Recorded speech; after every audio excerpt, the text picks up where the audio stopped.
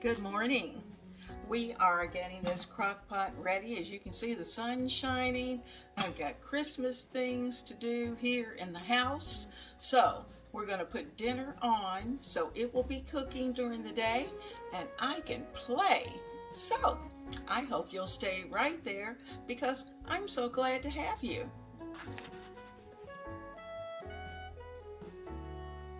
We are going to prepare a delicious beef roast today. And we're going to do it right here in the crock pot where we can cook it low and slow and have a delicious meal by the end of the day. I am going to add to this crock pot 1 onion that I'm going to cut into fourths, I believe. And because it's going to be in there most of the day, I don't want it too small. So I'm just getting the skin off, getting it cleaned up. I'm also going to add in 2 potatoes that are going, and they're very small. When you see them, you're going to go, two potatoes? No, they're very, very little. I'm also going to add in some red wine. That's going to add a great flavor.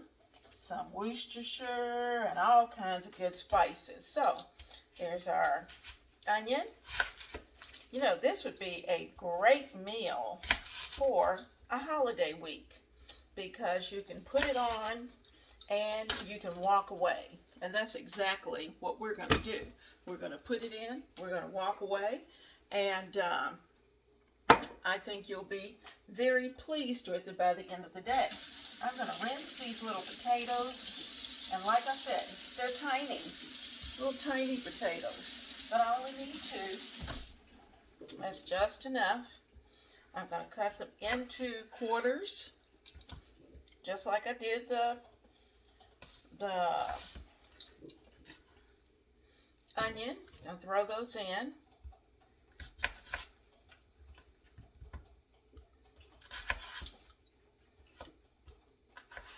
Now what this potato is really going to do is that it's going to release some starches and it's going to help thicken up the juice because I'm going to put enough liquid in there, and plus with the liquid that comes from the meat, we're going to have enough liquid to have a nice gravy, and that is just going to make it perfect. Absolutely perfect. So we've got onions, we've got potatoes, we need some carrots, and actually I don't have any fresh carrots, they're frozen carrots, so I'm not going to add the carrots until at least 4 hours into the cooking time, and then I'll put them in because I still want them to hold up. They're nice little small carrots, so I'm going to do that. Let me get the beef roast, and we're going to put that in as well. Beef roast. I've cut it in half, and I'm going to nestle it in. There we go. It's right there in the pan, and I may shift some things around because I think I want at least one on the bottom. And I'm going to hold on to those vegetables and get both of them there. There we go. And put our other vegetables around that. Okay, there we go. There we go. Now, so let me wash hands, and then we'll start to do a little spicing. This paper towel. We're going to need some garlic. And I keep my garlic in a plastic bag, so to keep any smells that may come from that jar, I try to keep it here, and that protects it, protects my refrigerator. You don't want an entity in your refrigerator. So I'm adding in a teaspoon, just kind of sprinkling in a teaspoon of garlic.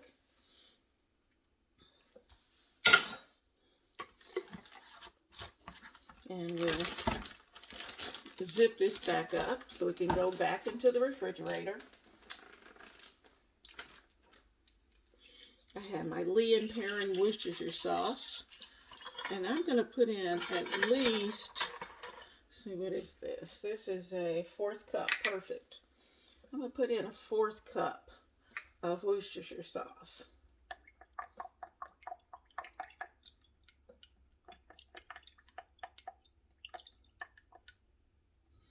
And spread that over the top as well.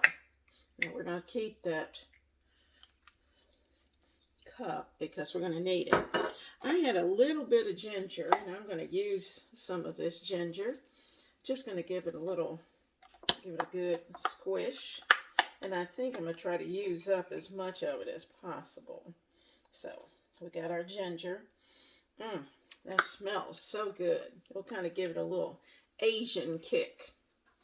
All right, so there's our ginger, our Worcestershire sauce.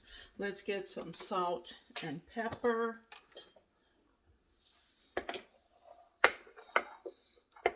Okay, got salt.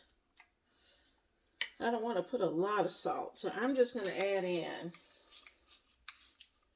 this. This is a half teaspoon that I'm going to sprinkle it with. Remember, I'm starting light because I can always go back and add more. So that was a half teaspoon of salt, and I'm going to add a heaping teaspoon of black pepper, half teaspoon of black pepper, because we do like pepper. I'm also going to add in about 1/4 of a teaspoon or less. Let's see, this was a half. I'm going to take about 1/4 of a teaspoon and sprinkle in a little bit of pepperoncino, because you know when you have a little Asian flair, you have just a tiny bit of heat. And let's see, this is where I'm going to go off the reservation. I am going to add in, this is my lemon zest, oregano, and a little more garlic flavor. I'm going to put in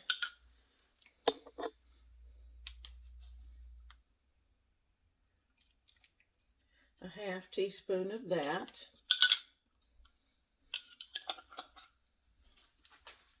Now we're going to need a pinch of sugar. And you're going to go, what? I'm just taking this little spoon, see my little spoon, and just sprinkling in, because you know with Asian food very often they have a little sweetness to what they're doing. Now I had thought I would add in some, I have this bottle of wine that I really need to get rid of, and I think I am going to add in about 1/4 of a cup. Whew, it's got quite a smell. I'm going to add that in. That's going to be a part of the juice. Well, I'll put 2 in.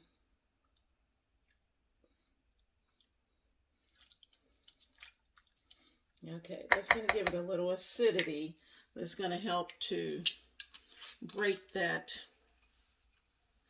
beef down and make it really, really good. I had thought about a little bit of red chili paste, but I don't want to get carried away because we have already put the pepperoncino in. So let me get, of course I can't find what I want. There we go. My trusty, dusty little, kind of pushing that down in there. Now I'm going to add in a 1/2 cup of water. And if I need to add more, I will. But I think that's going to be enough juice to do what we need. Okay, guys, I'm going off the reservation. I have a little bit of chili garlic sauce that I am going to put in. Putting in 1/4 teaspoon. Well, let's make it a half. A 1/2 teaspoon of chili garlic sauce. It's delicious, but not really that spicy. And you can adjust the spices once you know what it is. Now I'm going to take the other end of this, and I'm going to scoop in a little bit, about a teaspoon of bean paste I'm going to put down in here. And I want it down in those liquids so it will cook.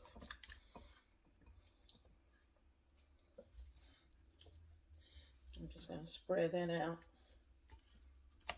Get some of that bean paste on everything, because bean paste is one of those things that looks really yucky, but you know what? It gives such a great background to what you're cooking. So that was about a teaspoon of bean paste. We've got our a little bit of red, which is called chili garlic sauce, and you find this in the Asian section. It's really good. You'll find that you'll use it on other things and in other things. I like it in my hamburger.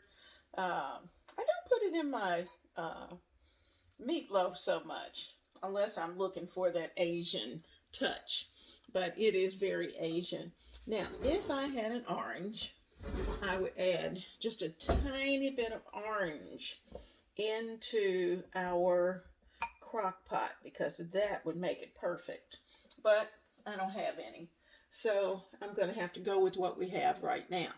If I come across something later, and if I can find that I have some orange marmalade, I may add in a teaspoon of orange marmalade. We are just going to bring this sauce up and give it a whole new profile. So let's put the top on it and let's get it started. One more thing. When I went in the refrigerator to put everything up, I ran into these 2 stalks of celery that need to be used. So I am going to get them chopped up, not too terribly small, because I want you to be able to know what you're eating. I don't want large chunks, but I don't want them too small, because they will cook up.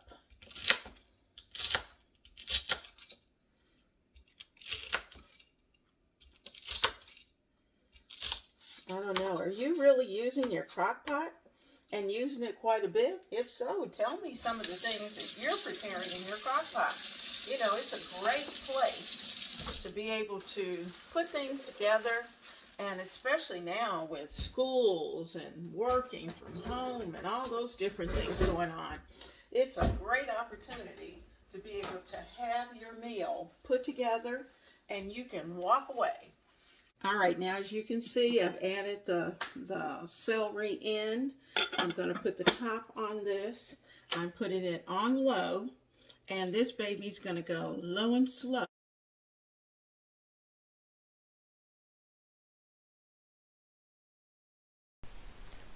Planning, cooking, and decorating are the things that I do in my kitchen all the time. And if you like those types of things, I invite you to join the Ebony, Ivy, and Thyme family, because this is where we work hard, we love God and family, and we know without a doubt that everything else is just gravy. So right now, go down to the subscribe button and click on it. Also, while you're there, tap that little bell icon so that every time I upload a video, you will know. Also, you may also go down into the description box and take a look at some of my favorite Amazon items.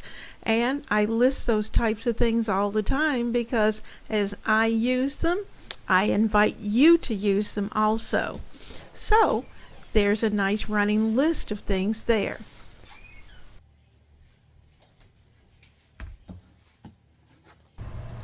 Well, guys, you have to love technology. When it works, it's wonderful. And when it's not working, it drives me crazy. So what I am doing is that I am just kind of taking you through a portion of the bread baking that we're going to be doing today. We are putting together a sourdough bowl of bread to have with our beef stew tonight. As you can see, it has already had its first rise. So I'm just sprinkling some flour into and onto my flour towel so I can roll it out. Now, once I get it out, this is a very moist dough, very moist. And you're gonna see it's a little sticky. So what I'm doing, it's a little sticky. I don't wanna really add a lot of water to it or a lot of flour to it. I want it just the way it is because I know it's gonna be better if I do it that way. So just every now and then I may sprinkle a little bit of flour over it, but that's just so I can handle it. So I'm just sprinkling a little, and I'm working with it enough so that I can get it into the bowl. And you'll notice that even the towel, as much flour, it has flour on it. So I'm just going to use it to flip my dough over to try to avoid the problem. So look at how it stretches well. And you know, stretching is good for it. So that's all I'm doing. I'm just kind of rolling it and stretching it. And eventually I'll put it into what's called an envelope. And from there, we'll be able to get it ready for the parchment paper. Because what we're going to do is that we're going to put this on parchment paper and let it rest and rise a little while the oven is heating. Now I have the oven on 475, and I'm going to let that get good and hot with my cast iron brazier in it. And I'm using the brazier. It has a nice top, so all of that is in the oven, and I want all of it screaming hot. So when this bread goes into that brazier, it will release its moisture and it will just pop, and it's going to be absolutely beautiful when it comes out. So you'll notice that I'm rolling it around, but I'm not really doing a lot of handling with it like I would if I were really kneading it. I used a sourdough combination that I've kept for about 2 weeks, and it was a combination of yogurt and buttermilk. And you know what, I tell you what, it smelled wonderful. And I'm just going to see what it tastes like. And if it's really good, then I will share it with you so that you can prepare one too. Because when we go to San Francisco, we always love sourdough bread. And that's one thing that everywhere we go, I want sourdough, sourdough, sourdough. And of course, I want orange marmalade because that's popular in San Francisco as well. So I've conquered the orange marmalade. I've got plenty of that I've made myself. And what I had not been able to reproduce was the sourdough bread. So I have been working on this sourdough recipe for at least 3 years and trying to get it just right. So I'm not going to say much. I'm going to wait and see what the big guy says when he bites into it tonight. And if he can smell it and he can taste it, then I know that's perfect. And it may be that I may need to let it the sourdough develop a little longer. You know, maybe I'll get some of it and not all of it. Now I am covering this back up with the plastic that we used earlier, and I'm going to let this rest until my oven comes up to that 475 temperature. And then once that's done, we're going to be ready to put this into that brazier, and our bread is going to be wonderful.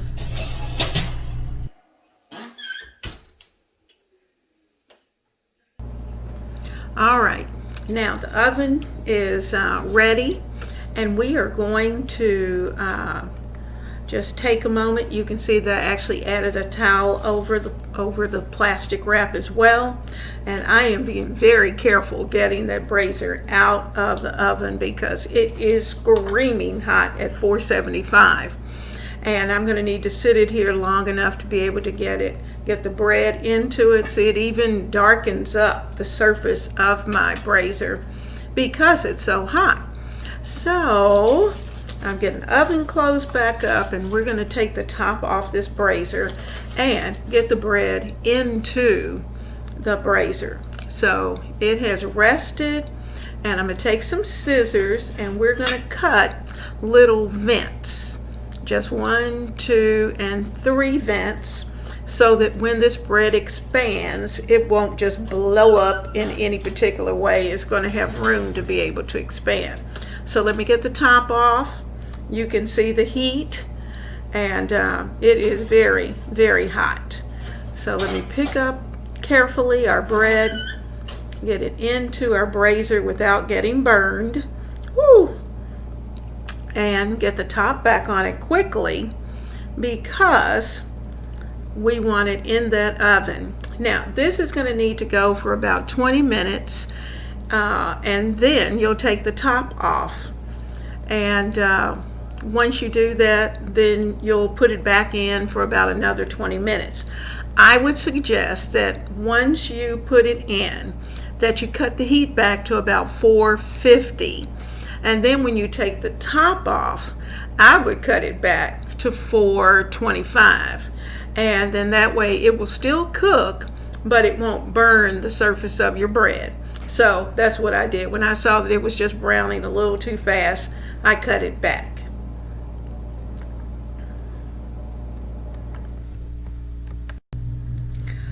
The first 20 minutes has gone by, and we are going to take the bread out of the oven, because we need to take the top off.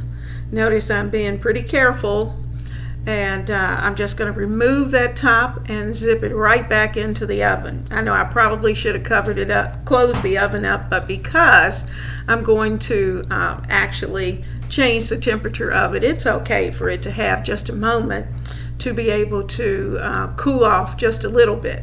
So let's get that bread back in that oven. There it is, and you can tell it's browning, and it looks so pretty.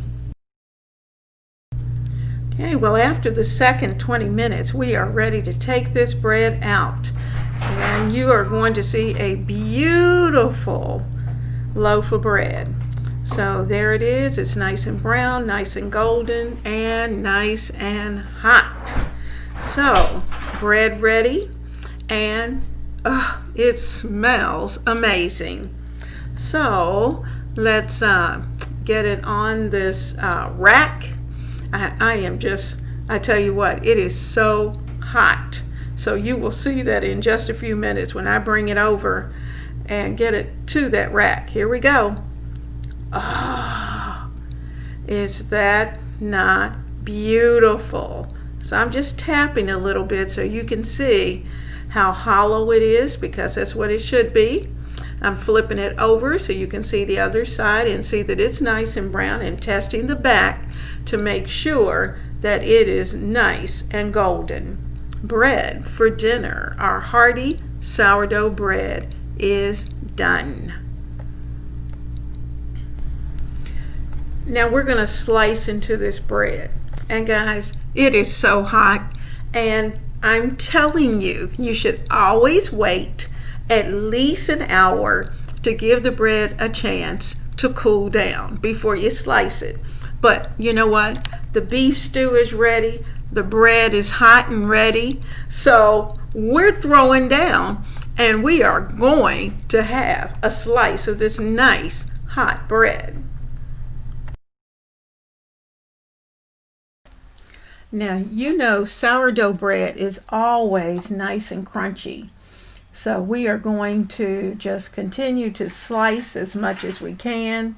You can hear the crunch. You can see the steam coming off of it. It is wonderful. Look at that beautiful bread. Beautiful, absolutely beautiful. So you know what I'm going to have to do. I'm going to have to go get some butter. Okay, let's get that butter. And I'm just making room because, oh my goodness, it looks so pretty. And it smells wonderful. And you know what? I can smell the sourdough. And so I'm starting with one section. And as you can see as I'm cutting it, see how it's coming apart? That's because I didn't wait until it cooled off. So what happens is if you cut it before it is ready, then it kind of crushes up and mushes up. But you know what? I'm sorry. Got to do it. Got to do it. So I am slicing the bread no matter what. So I'm just going to have to slice it a little bit thicker than usual. And it is so hot. It's hot to hold on to. And man. So I am going to get a little bit of butter and put on a slice. There we go. Oh my goodness. You notice I'm putting butter on 2. Shh. Don't tell anybody. Don't tell them. And 3. Okay, I'm going to be good. I'm going to give the big guy some. Now I'm turning the other half down because I don't want it to dry out. And so I'm keeping some of that moisture in the bread. So I'm just showing you our bread, showing you how hot it is. Yes, it's going to need a little butter as well. You might as well do it while it's hot. And you know, this loaf is going to last at least 3 or 4 days perfectly. And you know, you just find things to use it for. I use it for breakfast, and it makes delicious grilled cheese sandwiches. Mercy, this is so good. So I'm going to sit this off on the side of the plate because you know what? We're going to have to get some beef stew so that we can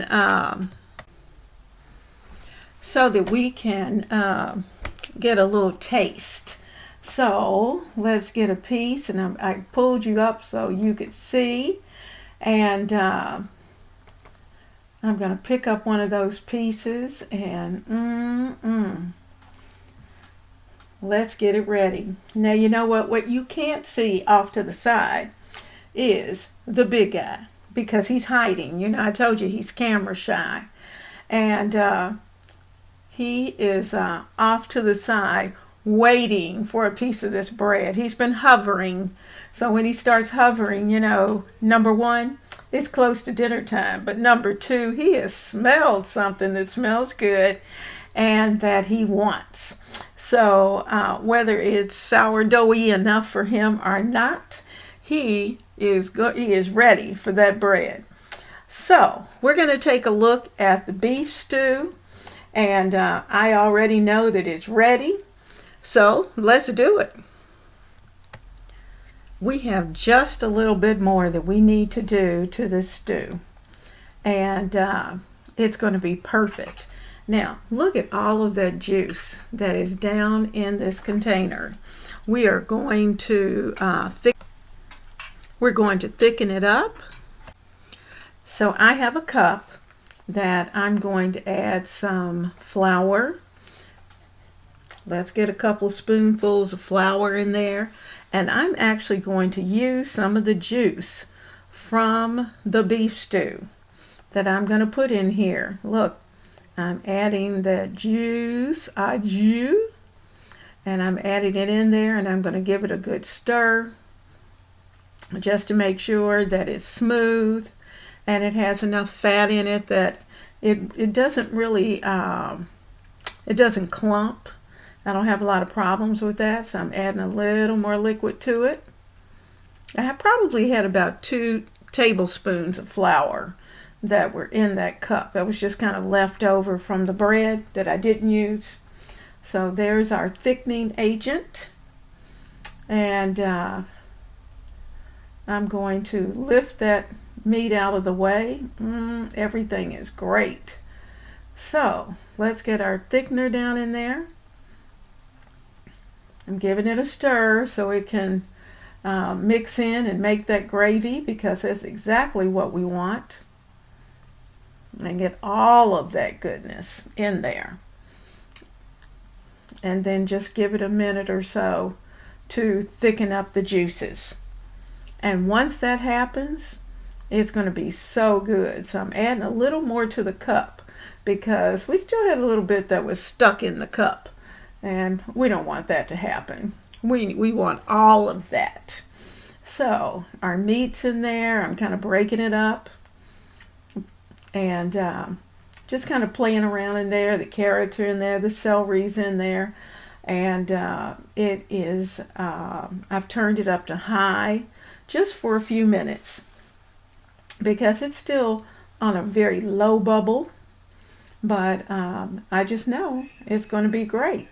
So I'm adding in that little bag of carrots, and on hindsight, let me say, on hindsight,